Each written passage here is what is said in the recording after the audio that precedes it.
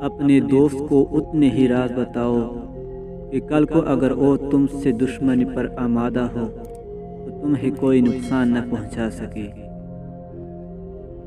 اس دشمن سے مت ڈرو جو اکیلے میں تم پر وار کرے، بلکہ اس دوست سے ڈرو جو محفل میں تمہاری عزت پر وار کرے۔ اس سے اپنا کوئی راز مت بتاؤ جس کا کوئی راز تمہارے پاس نہ ہو۔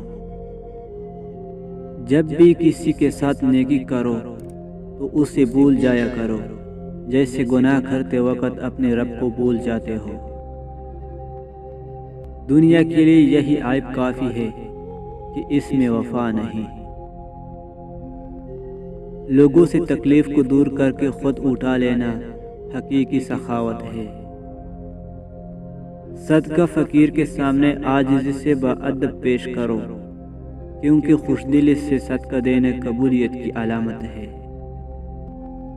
حضرت ابوبکر صدیق رضی اللہ تعالی عنہ نے فرمایا، درود پاک اتنی تیزی سے انسان کے گناہوں کو مٹاتا ہے کہ اتنی تیزی سے پانی بھی آگ کو نہیں بجھاتا۔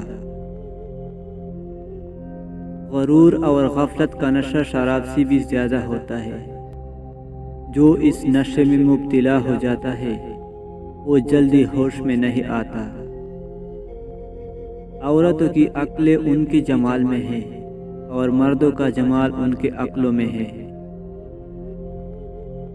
حضرت موسیٰ علیہ السلام نے عرض کیا، خدایا میں تجھ کو کہاں تلاش کروں؟ اللہ تعالیٰ نے فرمایا، ٹوٹے ہوئے دلوں کے پاس۔ علم اے نہیں کے بات کتنی گہری ہے اور الفاظ کتنے مشکل ہیں۔ علم اے ہے کے بات کتنی ضروری ہے اور الفاظ کتنے سادہ ہے۔ درختوں کے پتے ہو یا خونی رشتے، حالات جب برے ہو تو احساس کی گرفت ڈھیلی پڑ جاتی ہے۔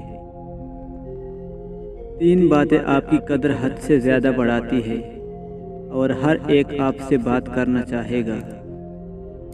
یاد رکھنا یہ ایک تلخ حقیقت ہے کہ آپ چاہے کتنے ہی خوش اخلاق کیوں نہ ہو، لیکن اگر آپ کے پاس پیسہ نہیں ہے تو آپ کے اخلاق کو بھی آپ کی مجبوری سمجھی جائے گی۔ غرض ایک کہ پیسہ بنا لو۔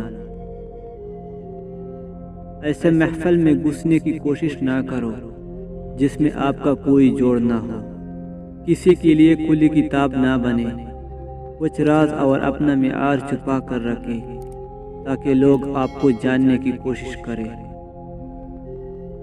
سب سے زیادہ دکھ انسان کو تب ہوتا ہے جب کوئی اس کے خلوص اور محبت بھرے جذبات کی بے قدری کرتا ہے۔